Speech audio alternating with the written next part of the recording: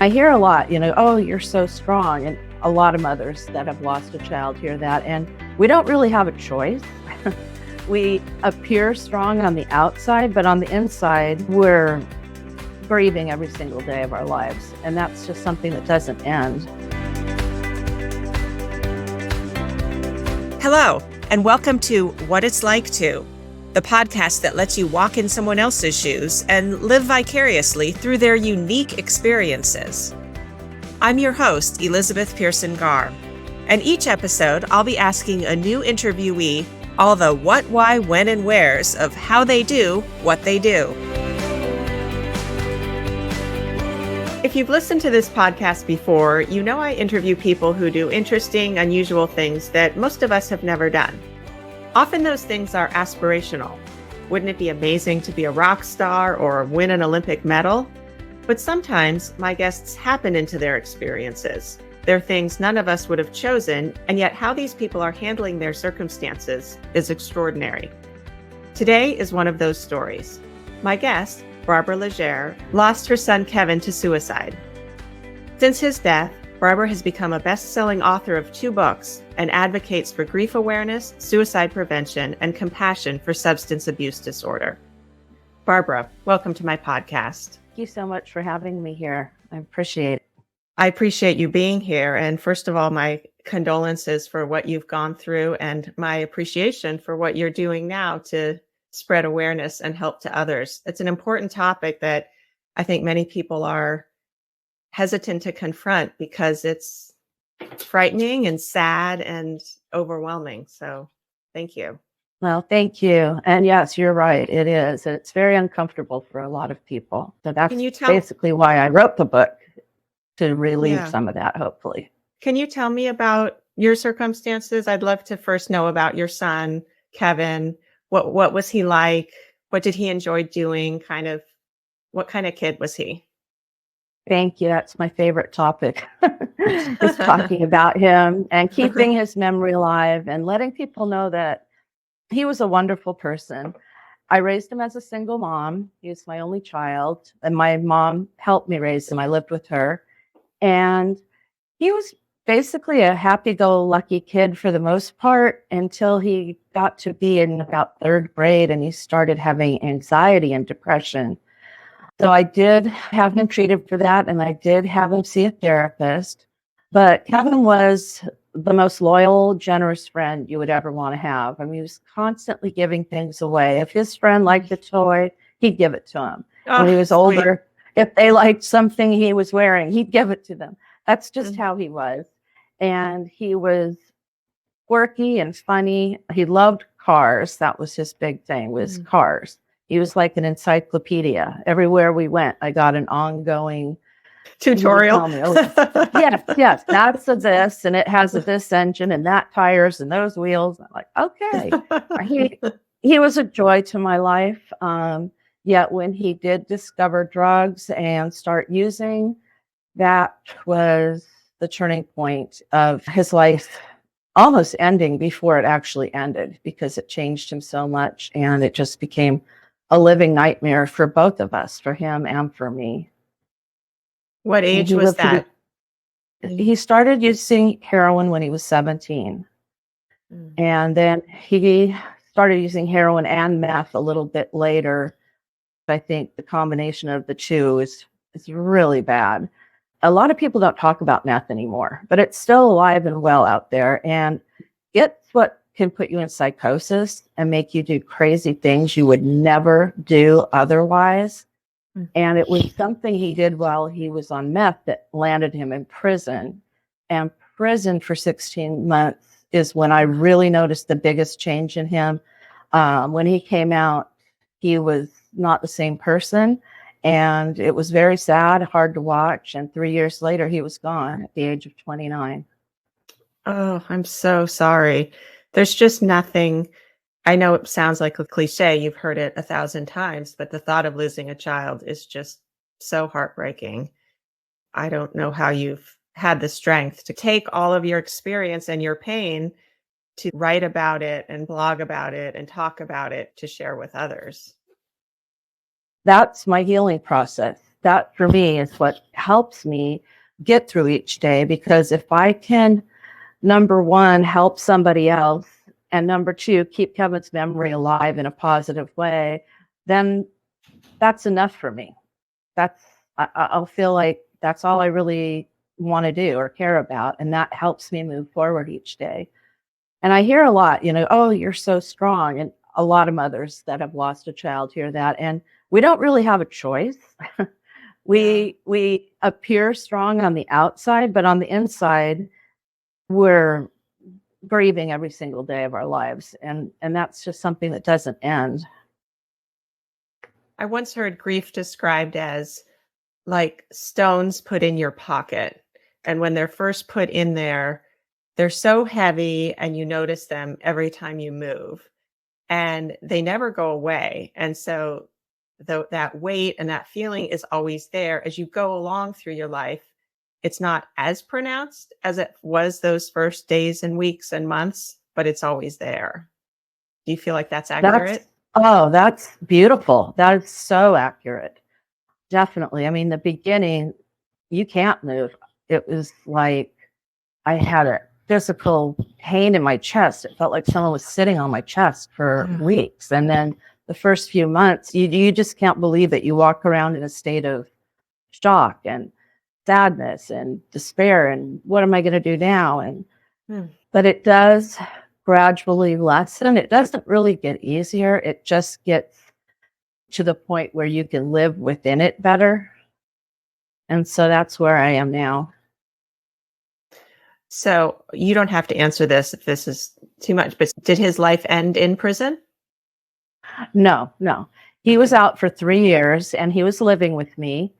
And he had warned me many times over the years that he was probably going to end his own life. In my first book, I open with that chapter of him and I arguing all day long. He wanted me to give him permission. And so when it happened, he hadn't talked about it for 2 years. So in that way, I was shocked, but in another way, I wasn't surprised. But on that morning when I woke up, he was in his room crying, and that, alerted me that something was wrong. I went in there and we talked and I hugged him, and I'll never forget that hug because he wasn't a huggy person. We usually didn't hug. And he let me hug him that morning, and I remember just enjoying it. And then 15 minutes later, I heard the gunshot, and I knew immediately what it was. I ran up the stairs thinking in my mind, maybe he was cleaning the gun. Maybe he just accidentally shot it. Maybe, but I knew. So heartbreaking that anybody gets to that point that they have no hope. You loved him so much. You still love him, and that any person would feel so alone. And at the end, to feel that, I'm so sorry. Thank you so much. One thing I tell people not to say in my book, but it's actually true for me. I wouldn't recommend saying to someone who's lost someone that way, well, at least he's not suffering anymore. Yet it's true. It's true. He is not suffering anymore. And to watch him the last few years just be despondent and hopeless and filled with self-hate.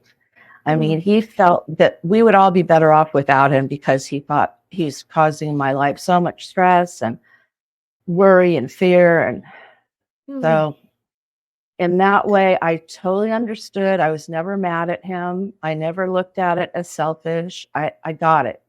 I got why he did it. I wish he wouldn't have, of course. And I'd take all that stress back in a second.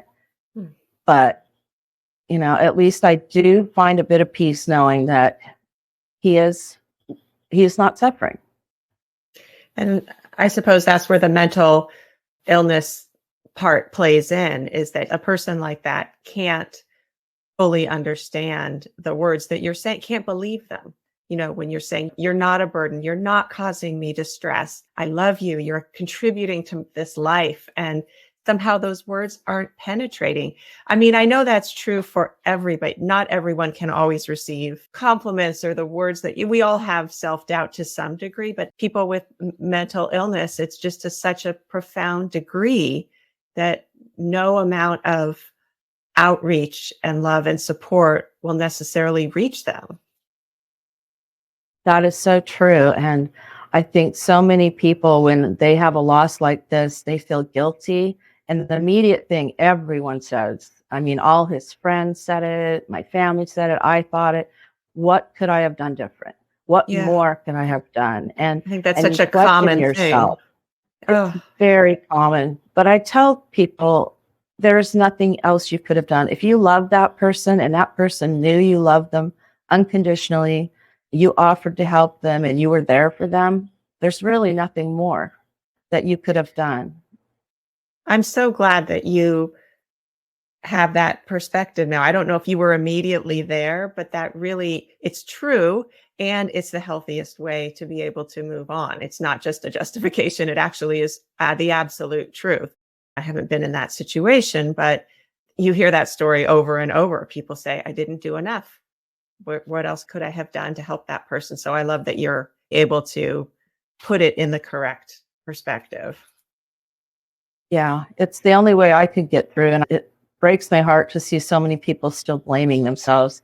If you can really make the decision to let that go, it frees you up a lot emotionally. You mentioned a few minutes ago about things that people say to people that are grieving that are often not very helpful at all. At least he's in a better place or he's not suffering, that sort of thing. Can you give me some examples of other things not to say or perhaps things to say? Because what I have noticed oftentimes when there's a loss, people who want to comfort just say, well, I don't know what to do. And so then they don't do anything at all. And I've often thought, well, at least send a note, at least say that you're thinking about the person. But anyway, I would love to hear your thoughts on it. Absolutely. And what you just said is so common. People don't know what to do, so they do nothing. And that hurts more than anything. I'd rather have someone say something inappropriate than not say anything at all, because so many of my friends that are in the same boat, they've lost friends. People trickle away because of the discomfort. But to answer your question, part 2 of my book, that's what it's all about, is what to say, what not to say, and why. Off the top of my head, I'd say the most common thing that people do is to try and relate your loss to a loss that they have, because they're trying to say they understand what you're going through. For example, I had a friend tell me, oh, well, I lost my brother and, et cetera, et cetera, et cetera. And I'm thinking to myself, but that was your brother, not your son. Yeah. And if it was her son, it would have been okay for her to say that, because she does know how I feel. But to say, I know how you feel, I lost my brother, that doesn't help. That just kind of makes you feel like, no, you don't understand. Also, any phrase that starts with the 2 words, at least, is not a good thing to say. I mean, really watch that one, because it's totally dismissing the person's loss. At least you can have another child. At least he was really old. At least she is not suffering anymore. At least, you have 10 more children. All those things are like saying, at least this, so what you just went through doesn't matter that much. That's how it feels to receive that kind of a statement. So I aren't against that one. I think saying, I'm sorry for your loss, even though it sounds like such a cliche and everybody says it, if you're sincerely sorry, I think it's totally fine to say, I am so sincerely sorry for your loss, and I'm here for you. If you want to talk, I'm going to check in on you. I also warn not to ask somebody, what can I do for you? Or let me know if. Let me know if you need anything or want to talk puts all the burden on the person that's grieving. And we're not going to pick up the phone. No. We're not going to organize a meal train for yourself. You're not going to start planning. I mean, I couldn't do anything. Luckily, I had a wonderful boyfriend at the time, and he came down here and he took care of everything. I mean, he cooked, he cleaned, he fed the dogs. I was just numb. I couldn't think straight. And so I have a whole list of things that you could say or do that takes the burden off the griever and still allows you to say to them, I'm here for you. I'm going to come over Tuesday night with a meal. And if you don't want to see me, that's fine. I'm going to leave it here. Or, would you rather have a gift card to DoorDash? Or I know you're going to be going to the memorial. Can I come over and take your car to the car wash or pick up something at the dry cleaners? I mean, there's so many little things that you can do that don't seem like a big deal, but to the person that's grieving, it's a huge lift off their shoulders to not have to worry about some of the details, because at the beginning, it's so unfair. But if you're going to have a service, you have to focus on answering all these questions about what do you want the service, what music, put together a video, write an obituary. I had to do all those things, and it's just overwhelming. It's overwhelming. Just dealing with your grief is overwhelming enough. And then there's all those logistics. It's enough to just put anyone in kind of a fog state, I would imagine. Or can you remember what that was like, those first days? How you did it? It was a fog state. I mean, the first day, I just screamed and yelled and cried most of the day. I mean, my neighbors came running because they heard me screaming. Most of them stood across the street and gawked all day because they didn't like my son. He was a drug addict. That's how they looked at him. They never, ever have still said anything to me. Only 2 neighbors have said something to me. Yeah. Wow. So that hurt. That's deeply. That so hurt lacking deeply. in compassion. They never saw the person behind the No, drug use. they didn't. They saw him under the influence. They saw the police at our house a bunch of times. They saw the paramedics at our house a bunch of times. But they didn't see Keven for who he was. But everyone who knows him, they knew the truth of who he was. And he had some really great friends that cared about him deeply. And yes, it's very numbing in the beginning. You're in a fog for sure. So how did you find your way through that? I know you started writing. At what point did you start doing that? And did you know that was going to be therapeutic for you? Have you always been a writer? I've always written. I never had anything published. I just wrote journals for myself and things like that. But Keven and I had talked about writing a book about his recovery and how he, overcame, and we had high hopes. And so about 3 months after he died, this idea in my head would not go away. It was like him saying to me, Mom, you need to write that book. Mom, you need to write the book. Mom, over and over. And I didn't want to. I told everyone, I don't want to write a book, but it wouldn't go away. And at that point, I decided to run it by someone. I had a consultation with someone about it, and she said, you definitely should write that book. So I joined a writing group and just sat down every day and wrote a little bit. And next thing I knew, I had a book. And it was very healing for me. I share a lot in the book. And the first book, Keven's Choice, I think the main thing that I want people to get out of that book is to look at what it's like for the life of someone who has a substance use disorder or mental illness, and to really see what they go through, so that hopefully they'll have a little more compassion, and also to see what the parents go through. I mean, there's thousands and thousands of us out there that are watching their children die before they're even gone. That's what it feels like. I feel like I started grieving him years before he actually died, because he wasn't the same person. It's a very ugly, sad life. And of course, he tried rehab, and it's just not as simple as people think. People think go to rehab, get better, carry on. Not that simple. If it was, we wouldn't have this issue.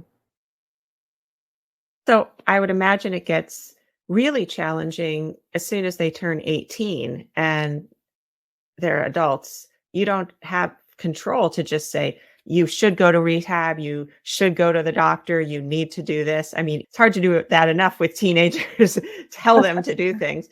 But, when he was an adult and making his own decisions, I can see how that would just be sort of your heart being torn apart each time. Like, he's making decisions as a grown man, and you don't want to see him going down this path. But at a certain point, what could you do? How did you deal with that? Well, Kevin, 3 weeks after he turned 18, he got arrested for the first time. Didn't take long. And he got arrested for possession, which immediately put him in the system. And in some ways, that was positive only because he did get free treatment that first time. The county paid for it. They said, okay, we'll erase this felony if you go through treatment. And so he did that. Unfortunately, he did use again, and it just started the cycle of in and out of jail, in and out of rehab, in and out of the behavioral health unit. It just started that cycle for him, and it was hard for him to get a job with the felony on his record. It just changes everything. But he and I were super close, and he usually listened to me. Sometimes I literally got on my knees in front of him and begged him to go to rehab. I would just cry and beg him, please, please just go. And that would usually get to him. But, the other thing is that when you want rehab and you're ready, if you don't have the best insurance in the world, you can't just call up and get a bed and walk in there that day. And oftentimes 3 days later, he was like, I'm not going. I wanted to go Wednesday, but it's Saturday and I'm not going. So it was a nightmare. It was very difficult. Yeah, I've heard that from someone else I interviewed, that the system is so backlogged that it could be months before a bed opens up or a room opens up. And that's with the private ones. The county ones, you're waiting months to get a bed. The private ones, even when you pay a copay and your insurance pays the rest, it's still so expensive. It's really expensive. Luckily, my mom helped me out a lot with that. But it's also a financial burden on a family that people don't realize. I have people that went bankrupt that I know because they were trying to save their child. Yeah, often we just hear about celebrities. Like you wrote a blog on your website about Matthew Perry's book.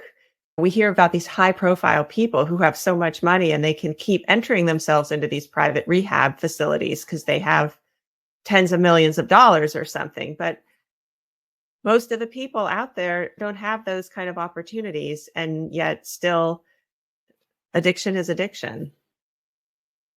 Yeah, it is.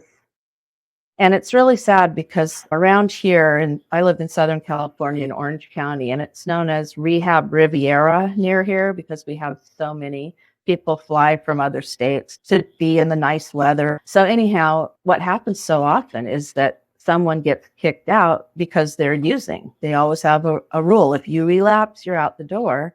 Then what you see is all of these homeless people that can't get back home because they have no money. Their family won't pay for them to come home. And it just gets worse and worse and worse. And that's one reason I didn't do tough love with Keven. I don't believe that tough love works, in my personal opinion. It does for some people. I've talked to addicts who said, the only thing that saved me was my parents kicking me out of the house. But when I kicked Keven out of the house, things got so much worse. He was left for dead in an alley. And luckily someone found him. He was unconscious on life support for 3 days. I had no idea where he was. He was out in the streets living there. It didn't even dawn on me or occur to me that anything was going on. And he finally woke up and gave them my number. But that kind of thing happens all the time. It really does. That's why I also tell people, carry Narcan, even if you don't know anybody who uses, because you might be the person one day hearing someone yell, does anybody have Narcan? Because they found someone in the restroom passed out and on drugs. You could save a life. You could save a life with that. You have been through so much. Just thinking of your years as a mother, just trying to go to sleep at night and not know where your kid is. I mean, I'll say kid. I know he was an adult, but I think your kids are always your kids. Well, I think of him as a kid. I still think of him as my kid. They're always our kids. So you did start writing, and then what was the process of getting your first book published? And you are now an advocate and a volunteer, and this has become your life's work. You're using your pain to help other people.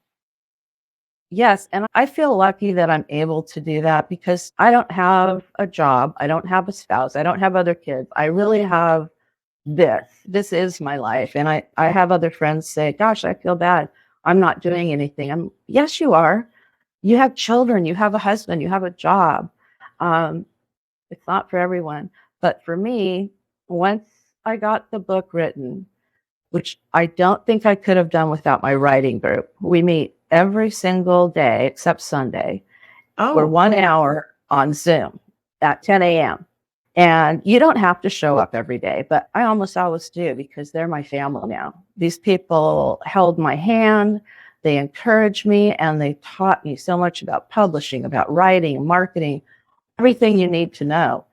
And through them, that's how I got my book published. I used someone that they recommended for my first book, and I've learned so much. My second book, I went with someone different, and it's called hybrid publishing. So you're not really self-publishing, but it's not a publisher because publishers don't pick up books for people like first-time writers. I mean, if you're John Grisham or someone like that, yeah. of course they're going to. But it costs money to write a book. And I will never make the money back that I spent on the first book. Never. I mean, it's just impossible. Well, unless I sold like 1,000,000 copies. The second book, I went a different route. I feel much better about it. I have a lot more input from my publisher, and she's marketing it. She loves the book as much as I do. We'll see how it does, but it's not about the money, obviously. It's just about getting the message out there. And I really hope that this book helps people. People have told me after reading it, about 20 people have read it so far, that it really opened their eyes and it helped them. That's all I hope for. Well, and the first book has done so well. And anyone can go look at it on Amazon and read some of the reviews and just to see how much it has touched people. But because you were so vulnerable and open with what you've been through. And I think that that's what can really touch people, whether they're going through this or are not and just need to be educated to what's happening in the world. Yeah. I think it's really valuable to open your eyes, and your honesty is what is resonating with people. Yeah. I'm an open book and I don't mind sharing everything. I know I've gotten some judgments from people on some of the things I did, but I don't have any regrets. And I know that everything I did was out of love and to hopefully keep Keven alive. It didn't work, but I know I did my best. It's interesting that point you made too about tough love.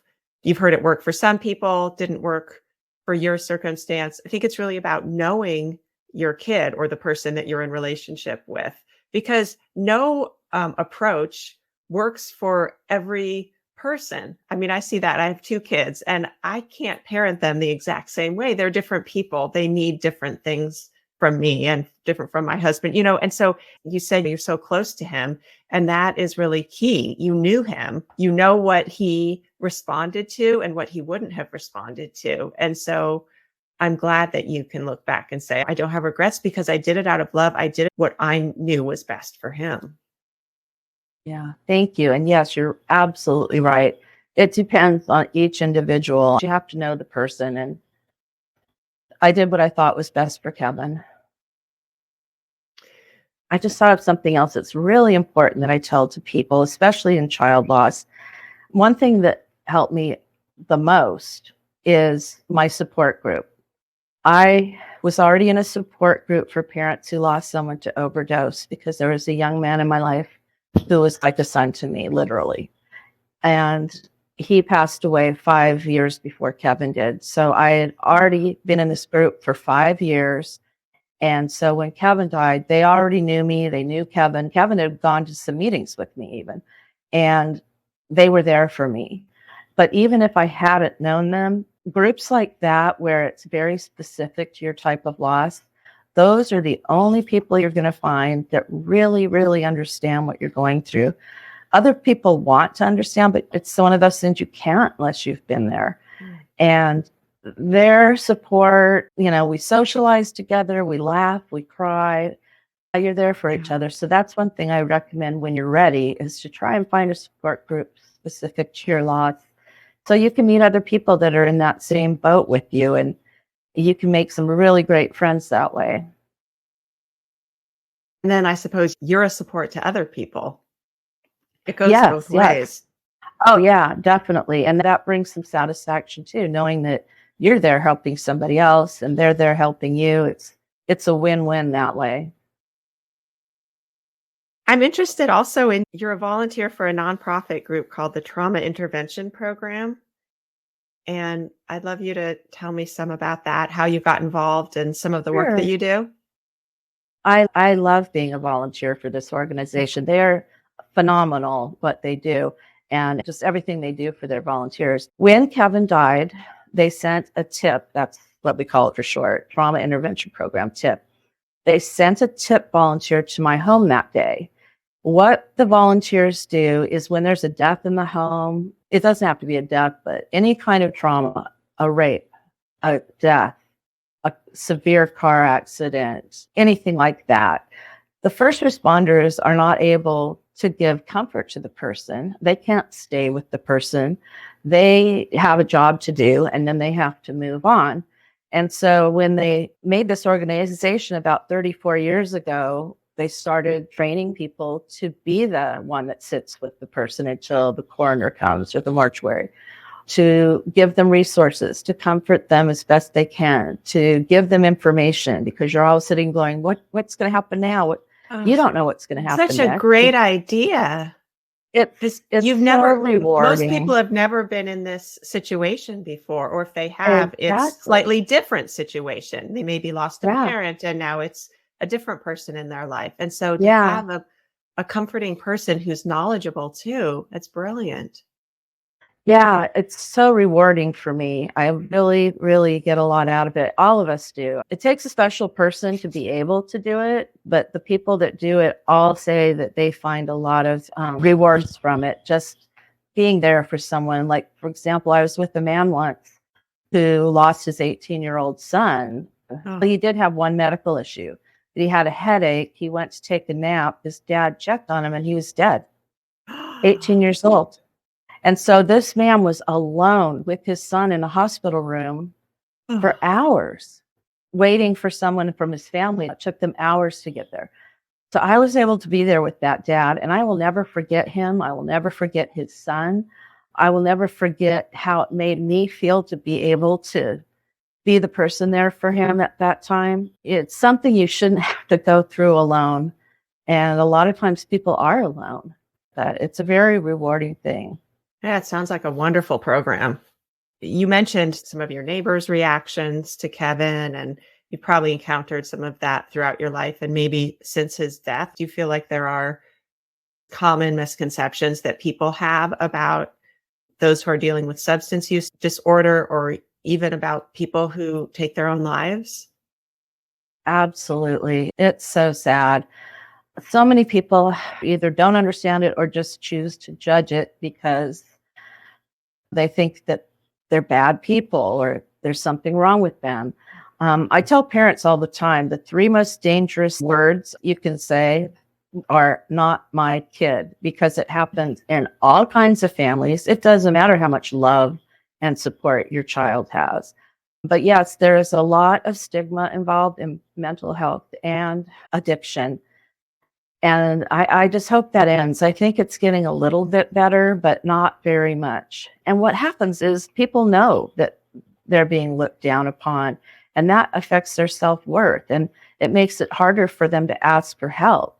And if they have a mental illness, on the outside, people may not see what's going on. But on the inside, the person's thinking about killing themselves every day, and they're afraid to tell anybody. They don't want people to know they're all messed up inside. And it's just really sad.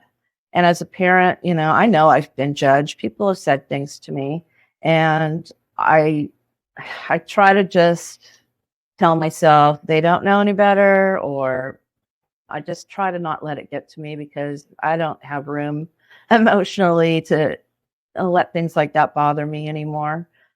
But yeah, there's been some pretty incredible things said to me. I think I share some of them in the book, but the most common thought is that's not going to happen to your family because your family's fine. And it does happen in so many families for so many different reasons. And a wide range of families, like you said, like Oh, they can yeah, have a lot of money or not very much money. They can live in a big city or a rural area. There's a whole gamut. It can happen to anybody. it Is really happening. can. I think it is admirable that you've been able to try to block out the judgy people and say, I don't have room for that, because it is true. There's only so much that we can be dealing with at one time.